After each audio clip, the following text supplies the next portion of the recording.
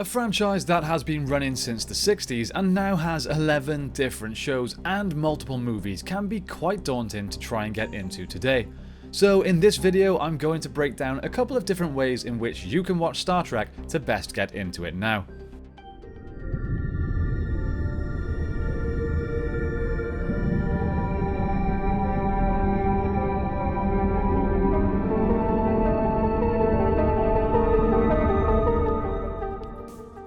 As stated, there are countless different shows, both live action and animated. There are movies set in different timelines, and the story spans almost 1,000 years at this point. With the franchise spanning such a vast timeline, it's understandable that potential viewers would be confused about the best place to start. Now, there is certainly an argument to be made for watching everything in release order.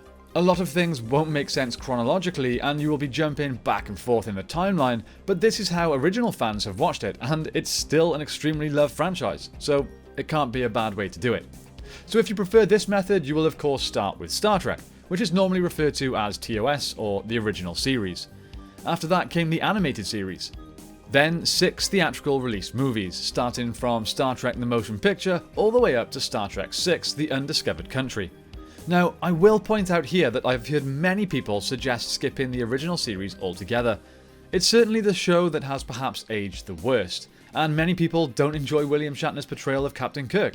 Personally, it's my favourite series and Kirk is my favourite captain, so it's certainly a personal choice. What I will say is that it doesn't make too much of a difference to the grander story of Star Trek if you choose to begin with the next entry. That is Star Trek The Next Generation. Following on from that then is the movie Star Trek Generations, featuring the captains from both TOS and Next Gen. Next after that would be Deep Space Nine, then Voyager, then the next 3 movies, First Contact, Insurrection and Nemesis. After those came Star Trek Enterprise, which was a prequel show. There was then no Star Trek content for a while until we got the movie reboot in 2009. Now, although these are set in a separate universe, if you're watching in release order, then these 3 movies would be next: Star Trek, Into Darkness, and Beyond. Then moving into the more modern Star Trek shows, we begin with Star Trek Discovery, then Picard, the animated show Lower Decks, Prodigy, and then finally Strange New Worlds. Lower Decks and Prodigy are both animated. Lower Decks is an adult show more in the vein of Rick and Morty, and Prodigy is aimed to bring a younger audience into the franchise. It would be okay to skip both if animation isn't really your thing. Now, as previously stated, the various shows in the Star Trek universe take place at different points in a pretty large timeline, so an alternative way to go about it is to watch it in chronological order. This comes with its pros and cons. On the one hand, it allows you to begin with a few of the more modern shows, which may be preferable to some people and could be a more digestible entry point. But on the other hand, some of the references contained in more recent episodes may not really land with you the way they were intended to. And for me, references and Easter eggs to older shows is a lot of the fun of the newer shows. Anyway, I will give you the chronological watch order with the in-universe year that they take place in to help you make sense of the timeline. So we begin chronologically with Enterprise, which takes place between the years 2151 and 2161. Then Star Trek Discovery Seasons 1 and 2 in the years 2256 and 2258.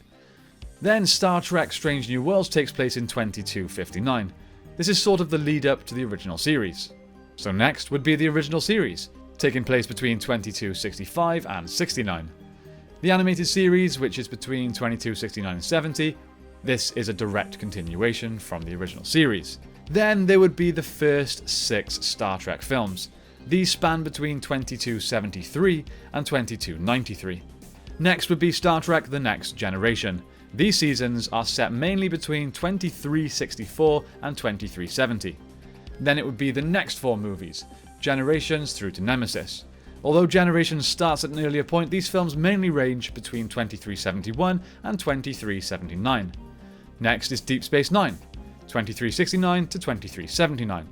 Then Voyager, 2371 to 2378. Then we have Star Trek Lower Decks, the current animated show. Though it takes place in 2380, many don't consider it canon. Then the younger audience animated show Star Trek Prodigy, taking place 3 years later in 2383. Then we have Picard, which takes place between 2399 and 2400, acting as a distant sequel to Next Generation. Finally then, we have seasons 3 and 4 of Discovery, which take place in the 32nd century. Meanwhile, the most recent trilogy of Star Trek movies directed by J.J. Abrams and Justin Lin, Star Trek, Star Trek Into Darkness, and Star Trek Beyond, are set in an alternate universe, meaning they don't connect to a chronological order of the full series. Most notably the return of Leonard Nimoy as Spock, but can be watched at any point as a standalone story. This set of films is also referenced to as the Kelvin timeline.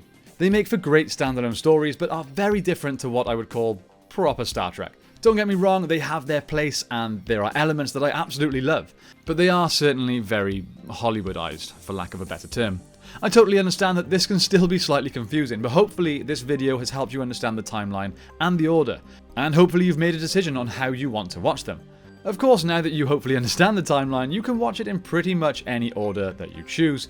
Understanding where everything fits in helps make things make sense.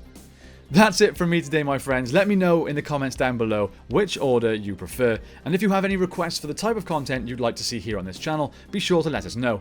Thank you all so much for watching. I hope you have a great day. Don't forget to like and subscribe. Live long and prosper, and I will see you next time on Federation Outpost 111.